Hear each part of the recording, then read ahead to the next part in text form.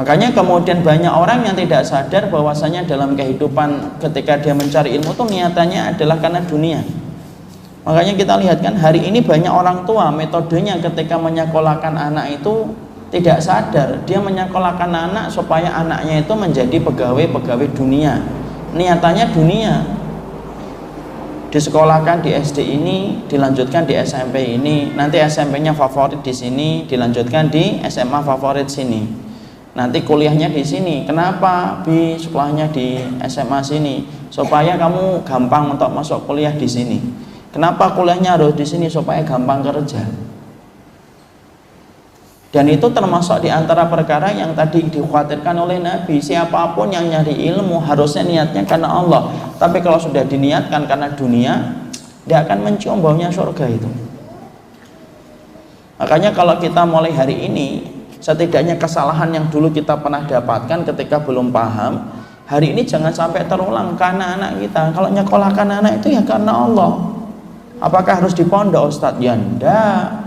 Silahkan sekolah kedokteran, arsitek, tapi orang tuanya selalu menjaga frame niat anak itu. Nak, kamu itu belajar kedokteran, ataupun kamu belajar arsitek, ataupun kamu belajar ekonomi, niatkan karena Allah supaya bisa memberikan manfaat untuk agamamu. Nanti satu waktu ketika agamamu membutuhkan dirimu, kamu datang dan membantu ya. Dan kamu mempelajari semua ilmu yang kamu pelajari di kuliah itu, kamu niatkan bahwasanya untuk memuliakan Allah dan semakin menjadikan kamu bertambah ibadah dengan ilmu itu. Jadi ilmu itu harusnya niatnya untuk akhirat. Jangan dijadikan ilmu itu niatnya adalah aroma dengan aroma cita rasa dunia, Pak. Barang siapa orang tua yang mendidik anaknya dengan cita rasa dunia, ya jangan salahkan anaknya. Kalau ketika orang tuanya tua, anaknya itu akan mengalahkan kepentingan orang tuanya gara-gara urusan dunia. Ini ada kisah nyata ini di daerah Bekasi. Saat itu saya masih di Pamulang. Ada bapak-bapak itu saat itu kemudian beliau itu akan operasi. Ketika beliau akan operasi, saya tahu bapak itu anaknya itu ada 4. Saya mendatangi beliau. Lalu ketika mendatangi beliau, karena saya nggak ngelihat ada satupun anaknya, saya basa-basi nanya, anaknya mana Pak? Kemudian bapaknya malah nangis. Saya malah kemudian merasa menyesal banget. Kemudian, tapi apalah daya, beliau sudah nangis, ya sudah, saya minta maaf kalau pertanyaan saya melukai hati. Oh enggak Ustaz tidak salah. Kemudian setelah beliau agak mereda isak tangisnya, beliau ngomong, anak saya semuanya masih kerja Ustaz. Mereka cuma kirim kabar dan ngomong, nanti Pak kalau kemudian sudah operasi nanti insya Allah nggak usah dipikir ya biayanya, kita yang akan nanggung. Terus kemudian bapaknya ceritanya, saya butuhkan itu bukan uangnya Ustaz, tapi saya butuhkan itu mereka yang ada di sini kemudian memberikan doa kepada saya. Tapi ternyata mereka tidak ada, dan mereka lebih mementingkan urusan kantornya dan urusan dunianya. Terus beliau itu ngomong, omongan itu saya ingat betul, yang salah bukan mereka, yang salah saya. Dari kecil memang saya ajarin bagaimana mereka pinter, supaya mereka nanti pinter nyari duit. Saya kursuskan Ustaz, saya kemudian sekolahkan di sekolah-sekolah yang menurut masyarakat itu favorit. Dan anak saya itu semuanya sekolahnya favorit, sampai kuliahnya pun di universitas-universitas terkemuka. Tapi hari ini saya baru merasakan apa yang saya lakukan itu salah. Anak saya banyak yang tidak bisa baca Quran. Bahkan ketika saya pernah mendengarkan Qurannya berantakan dan semuanya. Tapi apalah daya, itulah buah pahit dari apa yang saya lakukan. Saya mencetak anak saya menjadi pencinta dunia. Dan hari ini saya merasakan akibatnya. Insya Allah nyata, bapak itu sudah meninggal dunia sekarang. Tapi disitulah kita akhirnya memahami betul. Jadi ternyata banyak di antara kita itu menjadikan ilmu, bau dari ilmu itu aromanya itu aroma dunia.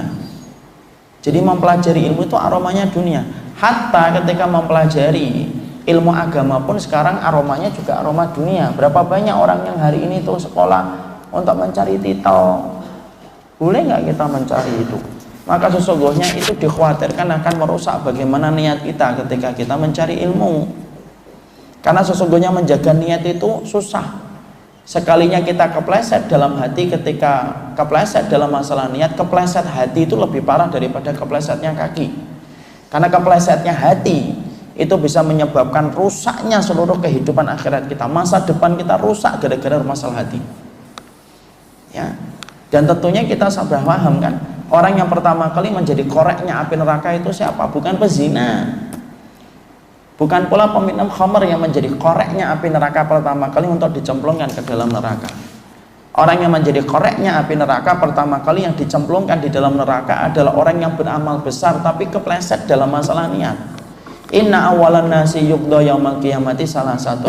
Orang yang pertama kali diputuskan nasibnya untuk dicemplungkan ke dalam neraka itu 3. Satu adalah orang yang berjihad, yang kedua orang yang mencari ilmu, yang ketiga orang yang bersedekah. Tapi orang yang jihad karena ingin disebut pemberani, orang yang mencari ilmu karena disebut sebagai orang yang alim dan sholih, dan orang yang bersedekah itu supaya dia disebut orang yang dermawan. Kepleset dalam masalah itu, merekalah yang pertama kali mencicipi api neraka. Yang mencicipi api neraka sebelum orang yang meminum khamr, sebelum orang yang berzina. Walaupun orang yang minum khamr dan berzina juga dosa yang kemudian akan ditebus dengan neraka. Artinya itulah susahnya menjaga niat. Dan ternyata rusaknya niat itu bukan hanya riya, tapi meniatkan dunia itu dalam setiap ibadah itu perkara yang juga merusak niat. Dan kita khawatir kalau sudah meniatkan dunia, mungkin dikasih dunia tapi tidak ada lagi balasan di akhirat. Ada kok teman saya beramal untuk dunia, nyatanya dapat dunia. Betul, memang dapat dunia. Wong Allah sudah menjanjikan kok, orang yang mencari dunia akan dikasih dunia, nggak dikurangi. Tapi kelak di akhiratnya nggak dapat apa-apa. Surat Hud 15 dan 16 Allah menyampaikan, "Man kana yuridul hayatad dunya wa zinataha, nuwaffi ilaihim a'malahum fiha wa hum fiha la yubkhasun. Ulaika alladziina laisa lahum fil akhirati ilan nar wa habita ma sana'u fiha wa batilum ma kanu ya'malun." Barang siapa orang yang meniatkan dunia untuk mendapatkan dunia, maka kami kasih dunia. Tuh kata Allah, nuwaffi ilaihim, kami kasih dunia yang mereka niatkan, tuh kami kasih. La yubkhasun, tidak dikurangi. Jadi niatnya pengen dapat 100 juta, Allah kasih 100 juta, tidak dikurangi. Selesai ayat itu berdiri sendiri? Tidak. Ayat itu berdiri kemudian disambung dengan ayat berikutnya. Tetapi kelak dalam kehidupan di akhiratnya, orang yang sudah disempurnakan balasan dunianya, tetapi kelak di akhiratnya nggak mendapatkan apapun.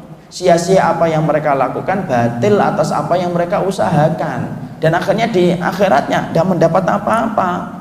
Berapa banyak nanti orang yang ketika mencari ilmu, ketika dia melihat mizan, saya mencari ilmu mana ya Allah, 16 tahun saya nyari ilmu. Allah menjawab, loh nyari ilmu kamu kan hanya untuk dunia. Sudah dikasih toh kepadamu dunia sebagaimana niat yang kamu inginkan. Bisa jadi ada orang yang ketika dia melihat mizan kebaikan, karena mizan kebaikan itu semuanya nanti kelihatan Pak. Jadi bapak, saya, anak, antum, ukhti semuanya, nanti ketika kita kemudian dalam mizan itu kita ngerti mana sih amal kita yang terbaik itu yang mana. Oh yang ini, oh yang ini. Mungkin ada di antara kita yang bertanya, loh mana amalan saya ketika mencari ilmu? Loh, ilmu yang kamu niatkan itu supaya kamu disebut alim sama teman-temanmu, kan kamu sudah disebut salih sama teman-temanmu. Akhirnya tidak ada lagi sisa untuk balasan mereka di akhirat. Dan Allah itu paling benci kalau ibadah yang harusnya untuk Allah di arus-arusnya dengan ridhonya disamakan lalu dengan dunia. Allah itu paling tidak suka, murka Allah. Disama-samakan dengan dunia, padahal dunia dan seisinya apabila ditumpuk dihadapkan kepada Allah, kedudukan dunia itu kata Allah, itu kata Rasulullah itu apa? Bagaikan bangkai seekor anak kambing yang pincang kakinya, itu pun masih lebih baik daripada dunia di hadapan Allah. Lah kok tiga-tiganya manusia dengan lancang kemudian menyamakan ridhonya Allah yang begitu tinggi di atas arasnya dengan kemuliaan yang Allah tetapkan, lalu disamakan dengan dunia. Nah itu yang menjadikan Allah itu betul-betul marah dan murka kepada orang yang meniatkan seluruh perbuatannya bukan untuk ridhonya tetapi untuk niat selain Allah. Makanya Masya Allah, mencari ilmu yang pertama yang kita harus luruskan itu jangan karena dunia. Kalaupun kita dulu pernah menjadi produk yang salah dari orang tua ketika belum paham, cukuplah mata rantai itu diputus. Jangan sampai terulang lagi kepada anak kita. Dan saya sampaikan, memang apakah semua anak kita harus hafal Quran, Ustaz? Enggak lah. Bapak lebih tahu lah apa kemampuan anaknya.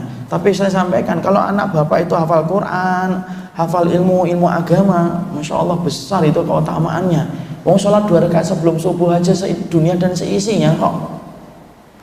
Tapi kalaupun anak kita tidak ada keinginan untuk belajar agama, maka tidak apa-apa, silakan di umum, silakan jadi arsitek, silakan jadi ekonom, silakan kemudian jadi dokter, tidak ada masalah itu.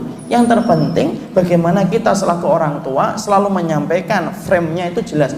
Nak, kamu itu belajar bukan untuk mendapatkan nilai dan bukan belajar untuk mendapatkan profit. Ketika nanti kamu mudah kerja, masalah rezeki kamu itu ditentukan oleh Allah, tidak ditentukan oleh ijazah. Berapa banyak Pak orang yang hari ini ijazahnya hanya SMP, punya perusahaan besar, di mana karyawan-karyawannya justru mulai S2 dan S1.